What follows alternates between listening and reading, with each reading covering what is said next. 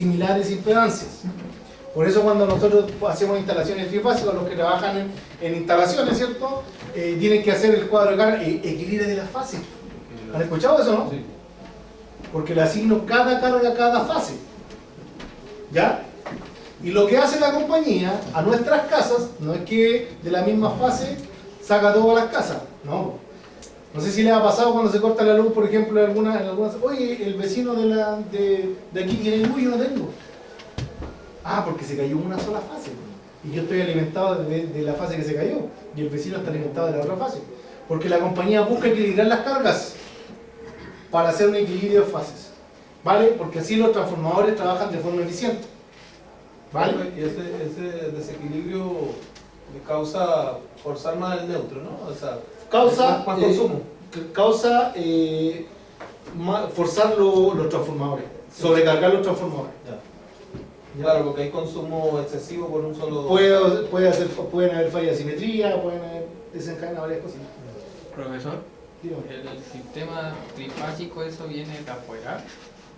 La red de la compañía eléctrica también me entrega, en mi casa por ejemplo, un sistema monofásico, que es la casa de los más probable que todo. Y también tiene la opción de entregar un empalme trifásico, RST y el neutro.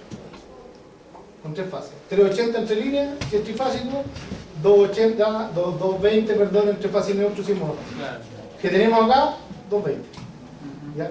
Pero lo más probable es que el empalme sí que me entrega la compañía aquí en el CFT sea trifásico.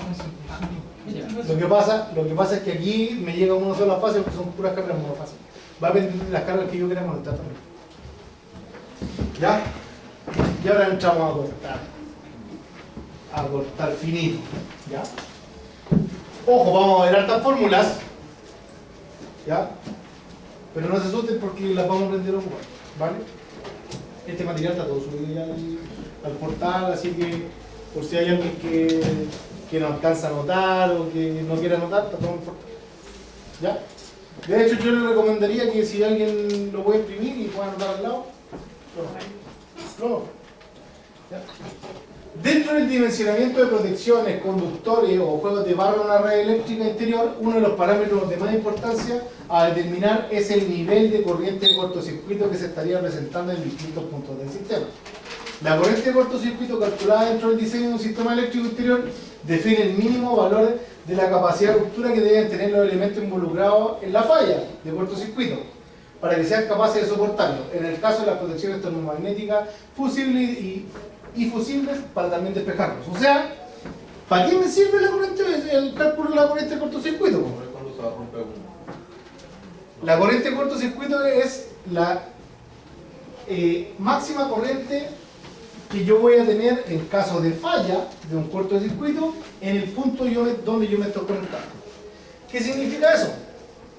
Que mis protecciones tienen que soportar esa capacidad de cortocircuito o ese nivel de cortocircuito. Cuando nosotros vemos aquí las protecciones, ¿todos conocen lo que es un automático?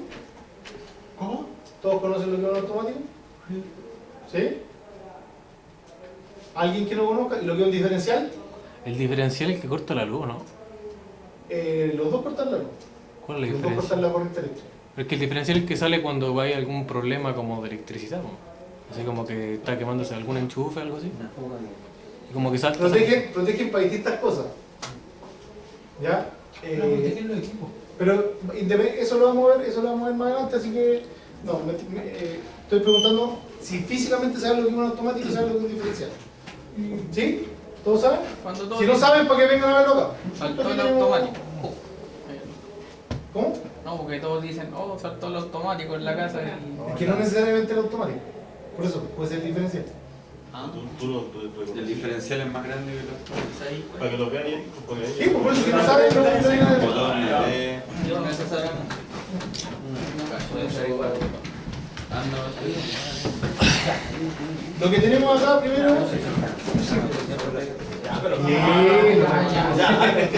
Lo que tenemos acá primero tenemos, estos son los automáticos que ocupan un módulo, solo un módulo, ¿ya? Y son flaquitos, ¿cierto? Y esto protege contra cortocircuito, que es lo que justo estamos viendo ahora. ¿Qué nos dice aquí la protección? Lo vamos a ver de nuevo, así que esto es para que vamos a generar. ¿Qué nos dice? Ese C10 significa la curva, que la vamos a ver en la segunda parte del curso, en la segunda unidad. Y el 10 es la capacidad de corriente, la capacidad de corte que tiene el automático. O sea, si la corriente que pasa por este circuito pasa más de 10, va a operar. Eso es lo que dice. Pero aparte, lo importante, y por qué es importante que lo veamos, ahí abajito, abajo del C10, tiene un numerito que es 6000. Ese valor es la capacidad que soporta, la capacidad de ruptura se llama, no pretendo poner la capacidad que soporta el automático y no se echa a perder. O sea, por este automático pueden pasar 6000 amperes en un instante y va a seguir funcionando. Eso es lo que nos dice el folio. Podemos ver que en otro automático más grande puede ser 75.000, 15.000 o puede ser 15K. 15.000. La cantidad, la corriente de ruptura, que la vamos a ver también para la segunda unidad. Esto que está acá, que tiene ese botoncito y tiene esta perillita, ¿cierto? Es el diferencial, que es más grande. Que esto opera cuando hay una fuga a tierra, o una fuga, sí, una fuga. Ya sea tierra o el neutro, pero opera como una fuga. Esto es un automático también, pero este es omnipolar, que este opera solo sobre la fase, este opera sobre el neutro y la fase. ¿Ya? Que este por norma hasta no se utilizaba. Ahora por norma lo están pidiendo como automático general. ¿Ya? Acá tenemos un aeropiloto y acá tenemos un fusible o un portafusible con un fusible en su interior que es para el piloto. ¿Ya? ¿Vale? ¿Alguien no sabe de todo lo que nombré? ¿No conoce algo? Ahora, vaya. Que se pare ahora.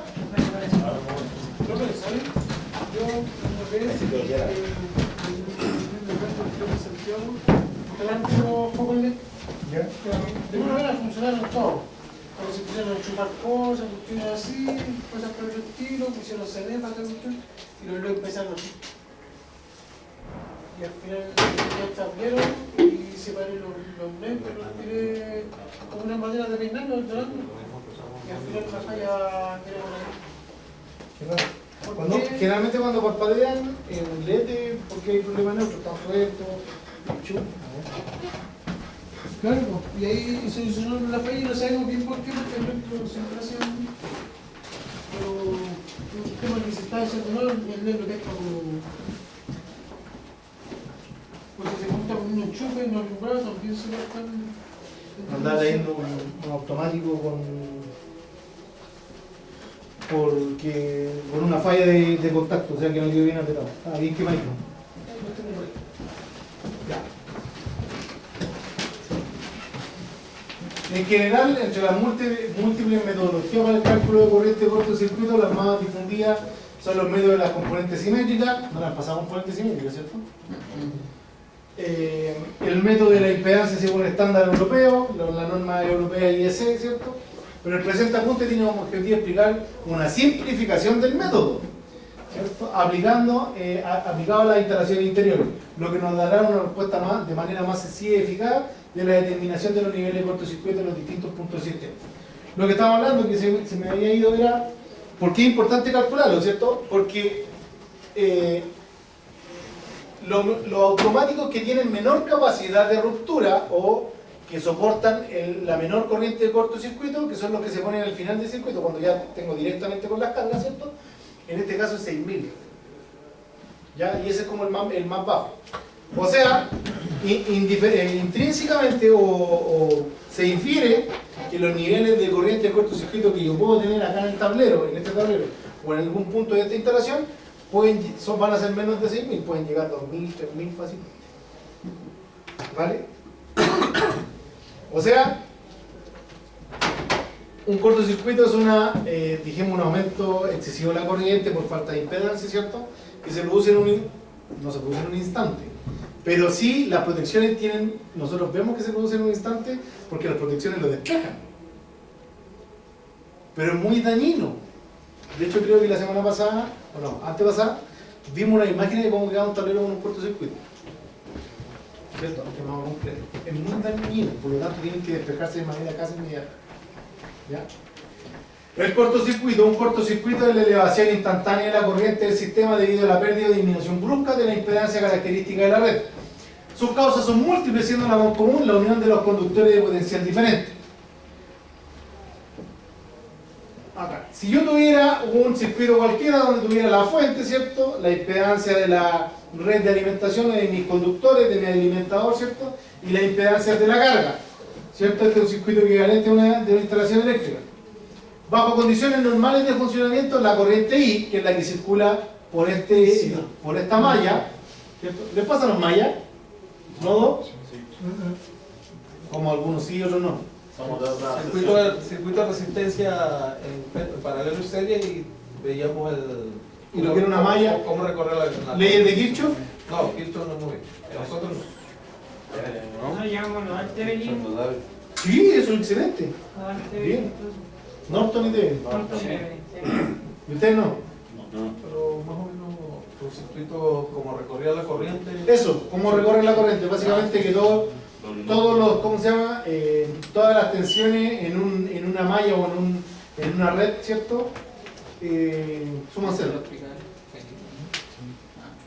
¿Dónde lo vieron eso? ¿Física? ¿No? Electrotecnia. ¿Qué le hizo electrotecnia? ¿Y usted qué le hizo electrotecnia? Felipe Morales. Morales. Se salvó. No, yo lo conozco, pero muy bien que hayan tenido, porque siempre me pasa que no tienen, que no cachan lo que uno no malla. De hecho, el primer curso que me pasa es que me pasaron malla y nada. Ya. Pero bueno, no debería ser impedimento para seguir con el curso. Ya. Entonces, si nosotros tenemos la corriente que circula por esta malla, ¿cierto? O por este circuito, vamos a ver que la corriente va a ser igual a la tensión partido por la impedancia. ¿Por qué la impedancia sumada? Porque están en serie, ¿cierto? Esto es solo lo ideamos, eso se los pasaron, ¿cierto? Sí. ¿Sí? Igual a B partido R, en este caso no hay R sino que impedancia. ¿Estamos todos claros, cierto? Sí. ¿Alguien no se sabe lo ideamos? La E es el voltaje, la tensión. La E. Sí, pues la E es el voltaje. ¿Sí? ¿Estamos todos claros? Ya. Si unimos el punto A con el B, o sea, el punto A con el B, mostramos en la figura 2.1, provocando la falla de cortocircuito, o sea, se va a tocar un punto de polaridad negativa con un punto de polaridad positiva, ¿cierto? O sea, de potencial diferente, ¿cierto? La longitud del sistema equivalente se reduce fuertemente, claro, porque voy a este circuito, o sea, esta línea, al unirla con esta, o esta con esta, da lo mismo, todo lo que está posterior a eso, queda afuera, porque la corriente se va por el camino más fácil, y si allá yo tengo resistencia, sea cual sea la resistencia, y acá tengo un cable que me une los dos, va a elegir el camino más corto, siempre. La longitud del sistema se reduce fuertemente y por lo tanto también su impedancia. Por lo tanto, ahora la impedancia, ¿cierto? Según la figura 2.1, bajo la condición de falla de cortocircuito, la corriente quedaría solamente limitada por la impedancia de la red de alimentación, la que por cierto siempre es bastante baja. Por lo tanto, ya no voy a tener el Z de la carga, voy a tener solo el Z de mi conductor, ¿cierto? O la resistencia de mi conductor, si es más familiar con usted. En función de la potencia del sistema, la distancia existente respecto al punto de falla y las características particulares del cortocircuito, la amplitud sobre la corriente puede alcanzar una magnitud varias veces superior a la corriente nominal de los equipos. Por lo tanto, si este fuera un gráfico de corriente versus tiempo y está funcionando, ¿cierto? Está circulando la corriente, ¿cierto? Voy a tener una onda sinusoidal de un valor X, ¿cierto? Y al producirse un cortocircuito, al sacar ese ZC, ¿cierto? El Z de la carga, ¿cierto? Voy a tener una elevación de la corriente, vaya a peso mayor, porque es la resistencia y la impedancia de la carga, o sea, lo que yo estoy alimentando. Por lo tanto, me va a quedar de esta manera la onda de corriente, la forma de la corriente, la magnitud de la corriente. ¿Ya? Las consecuencias de los cortocircuitos son múltiples, van desde efectos térmicos que dañan los aislantes hasta efectos electrodinámicos que provocan deformaciones y cortes de los elementos conductores involucrados en la falla. Esto es gráficamente lo que pasa cuando hay un cortocircuito. ¿Ya? Si yo saco mi carga, ¿cierto? en un alimentador, que las fallas se producen en los cables generalmente, o en los cables. ¿cierto? O en una caja de aireación o en algún lugar donde falle, ¿cierto? Donde sea un punto de falla, esto es lo que pasa. Dejo fuera mi carga, sea cual sea, ya sea una rama de mi instalación o una zona de mi instalación, pero cierta carga la dejo fuera y se produce el mismo. ¿Ya?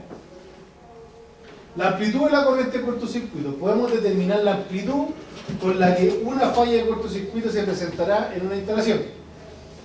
Es de suma importancia para la selección de los elementos pertenecientes a una red de suministro. La amplitud de la corriente de cortocircuito depende fundamentalmente del momento en que ocurre la falla, de la duración y de la ubicación y la topología. Momento de ocurrencia. Dependiendo del momento en que se presenta la falla de cortocircuito, la corriente resultante puede adquirir dos amplitudes características, simétrica o asimétrica.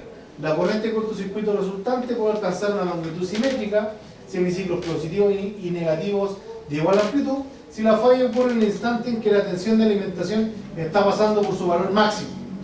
¿Ya? No sé si eso es lo que viene. Sí.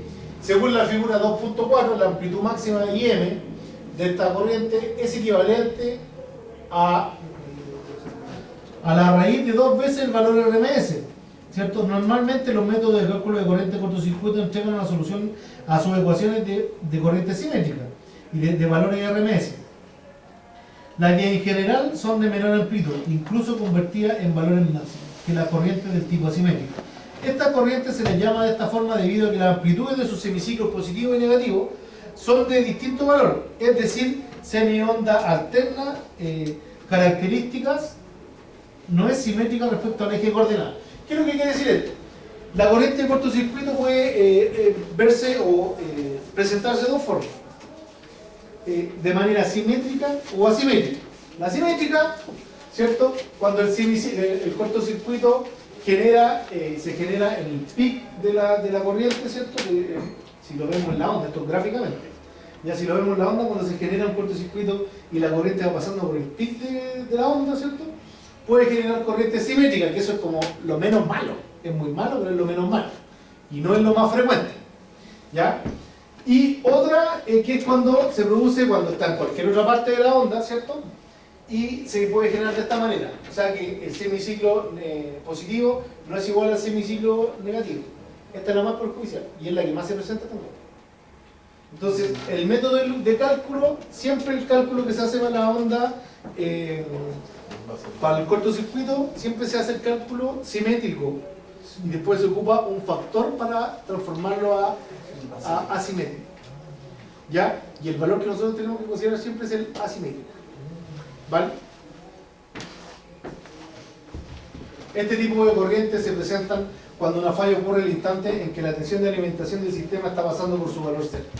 Como es imposible saber con certeza el momento en que la falla de cortocircuito se presentará en una instalación interior, los sistemas involucrados en el camino del cortocircuito se deberán dimensionar de modo que sean capaces de soportar el valor asimétrico, o sea, la peor condición. En electricidad, generalmente, siempre los elementos eléctricos que nosotros vamos a seleccionar o determinar o calcular van a ser pensando en la peor condición desde el punto de vista técnico. ¿Vale? Por lo tanto, la protección, en este caso para nuestro concurso, ¿cierto? Las protecciones que nosotros vamos a determinar van a ser para la peor condición. ¿Vale? Nunca hay que ser optimista. ¿Ya? Ojo, la peor condición no implica, en el momento, a lo mejor lo vamos a ver en el otro curso, pero en el momento que yo hablo de la peor condición, tampoco tiene que ser ¿cómo se llama? Porque la peor condición va a implicar más lucas en el aparato. Entonces tiene que haber un equilibrio. ¿Ya? Sí, porque si no vaya... O si no, no es ganar ninguna pega, siempre se debe postular. Entonces tiene que haber un equilibrio entre lo económico y lo técnico. Ojo. ¿Vale? Por lo menos la peor condición dentro de la norma. ¿Vale? ¿Algo más? Y decir que se me olvidó respecto a eso. Bueno, ahí sí se me... El factor de... ¿Cuál tiene el factor para convertirlo del óptimo, del simétrico a la asimétrico? Sí, es un factor de topología y un factor de asimétrico. ¿Ya? Por eso usted dijo que tenemos que tomar siempre el cálculo siempre, el cálculo que vamos a ver se hace, es para corriente de cortocircuito simétrica. después lo vamos a multiplicar por un factor que sacamos de un gráfico, que es que ahí se transforma asimétrico. Y va a ser mayor ¿cómo se llama? El cálculo de la correcta. Tal como se mencionó anteriormente, en un método de cálculo entregan valores simétricos, pero dentro del dimensionamiento del sistema deberíamos trabajar con el valor asimétrico. Para convertir una corriente de cortocircuito simétrica en asimétrica, basta multiplicar la primera con un factor de asimetría, en el que está directamente relacionado con la componente continua, que aparece en la figura 2.25, que debería estar más grande. La anterior. Ah, sí, ese factor. Que después vamos a ver un gráfico donde se pueden llegar a valores.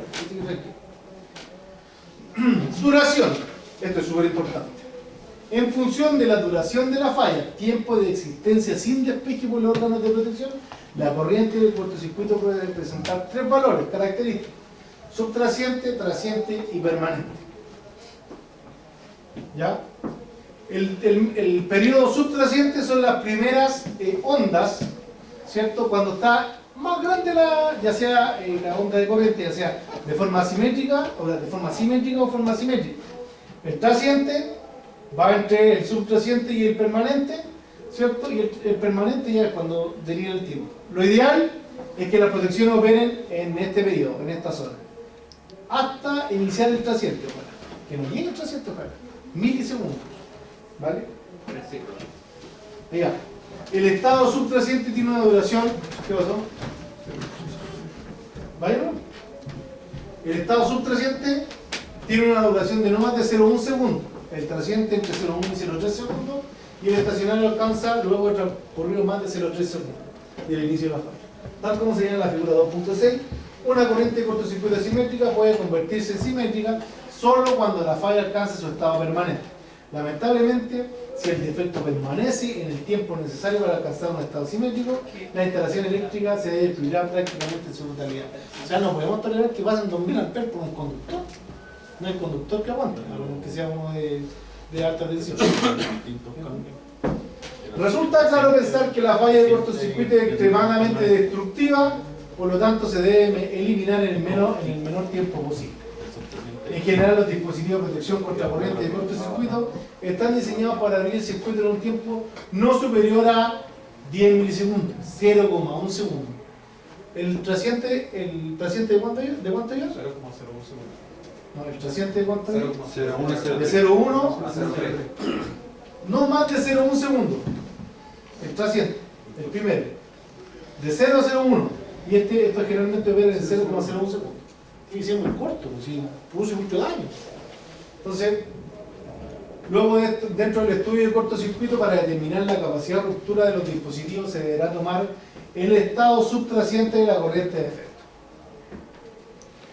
La ubicación, la amplitud de la corriente de cortocircuito desde el punto de vista desde el cálculo está dada en función a la ley de Ohm, es decir, que la corriente es inversamente proporcional a la impedancia. La impedancia de cortocircuito mayoritariamente está dada por la impedancia de los conductores que se verían involucrar en el camino de la circulación de la corriente. Luego, entre más cerca del transformador de alimentación se produzcan defectos, la impedancia de cortocircuito tendrá un valor menor a que si la falla ocurriese en el punto más alejado de la fuente. En otras palabras, si la falla ocurre en proximidades del transformador, la corriente de cortocircuito tendrá una amplitud mayor a que si esto ocurriese en el punto más alejado. O sea, las protecciones que yo tengo al final de la instalación, en este caso, tienen que tener una corriente de ruptura, ¿cierto?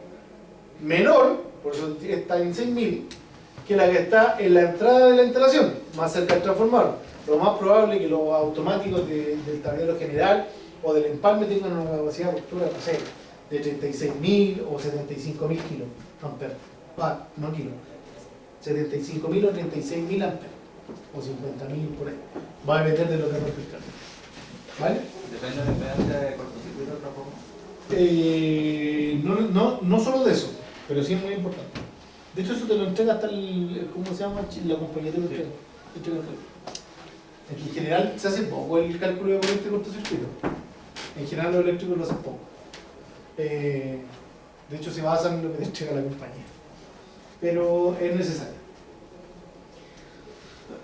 Aquí está lo que veíamos anteriormente. Si yo tengo la fuente de alimentación y tengo mi carga, ¿cierto? Voy a tener distintas impedancias en el transcurso de que yo llego a mi carga, ¿cierto? A medida que yo me voy alejando desde mi fuente, voy a tener mayores impedancias. Por lo tanto, va a ir disminuyendo mi corriente de cortocircuito. Ahora, si me acerco más, va a aumentar más. ¿Se acuerdan cuando recién vimos el circuito con la carga? Cuando yo le sacaba el Z de la carga, o le sacaba una carga en este caso, iba aumentando la corriente de cortocircuito. Mientras más cargas tenga asociadas, ¿cierto? Menor va a ser mi corriente de cortocircuito. Si tengo pocas impedancias, mayor va a ser mi corriente de cortocircuito. Entonces, como yo estoy más cerca de mi fuente, voy a tener menos resistencias o impedancias asociadas a la red. Por lo tanto, va a ser mayor. En este punto, va a ser mayor la corriente de cortocircuito que en este punto. ¿Vale? Topología.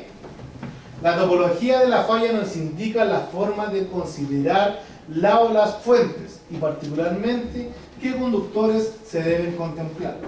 También el estudio de la forma física de la falla puede que nos indique la necesidad de incluir puesta a tierra de la instalación. ¿Ya? Puedo tener una falla de cortocircuito trifásica, bifásica, monofásica neutro, monofásica a tierra. ¿Vale? El cortocircuito trifásico considera la unión directa y simultánea de tres fases de alimentación del sistema. Solo limitan la amplitud de la corriente de cortocircuito, la impedancia equivalente de la fuente y los conductores, independientes del sistema o esquema neutro que posea la instalación. El cortocircuito bifásico considera la unión directa y simultánea de dos fases de alimentación. Su comportamiento es similar a la falla trifásica, pero se considera el doble de la impedancia. El cortocircuito monofásico a neutro considera la unión directa y simultánea de una de las fases de alimentación con el neurosistema. Y el cortocircuito monofásico a conductor de protección o tierra considera la unión directa y simultánea de una fase de la alimentación con el conductor de protección o cable a tierra de la instalación. ¿Qué es? ¿Qué es? ¿Qué es? No, estamos todavía aquí.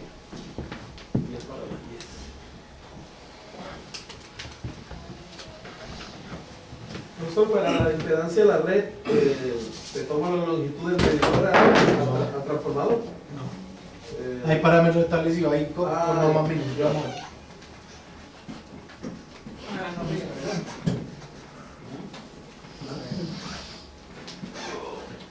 ¿Ya perdiendo Colo Colo? Sí, 1-0.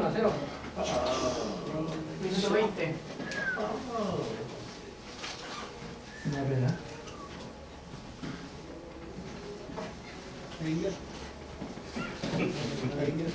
¿Eso sería todo para Colo Colo? Un poquito quito. Ahora. La boca y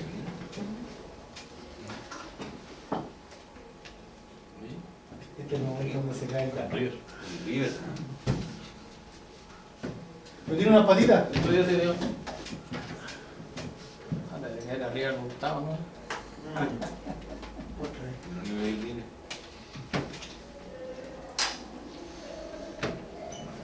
Parece que está en lo máximo. Ah, ya. Déjala ahí, no, sí.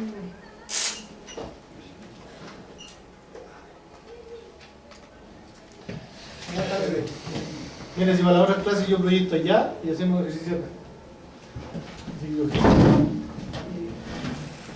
Y van a estar ahí a los que se sientan allá les vamos a explicar así. Pero, el componente de un cortocircuito, o sea, nosotros lo que, según todo lo que hemos explicado, lo que necesitamos, ¿cierto?, es conocer la impedancia o la resistencia. En este caso el concepto correcto es impedancia, ¿cierto? La impedancia de todos los elementos que me aportan consumo de energía o impedancia dentro del circuito. En este caso pueden ser motores, generadores, cables o alimentadores, el transformador de alimentación, la red eléctrica, la red que me alimenta, Los conductores. los alimentadores, los conductores son los alimentadores. ¿Ya? Y eso principalmente. Entonces, yo todo eso tengo que calcular impedancias, tengo que calcular conductancias e inductancias, ¿cierto? Y voy calculando la conductancia o la capacitancia en este caso y la inductancia te puedo tener la impedancia, ¿vale? De cada uno de los elementos del circuito. ¿Ya? Eso es lo primero que tengo que hacer. Por lo tanto,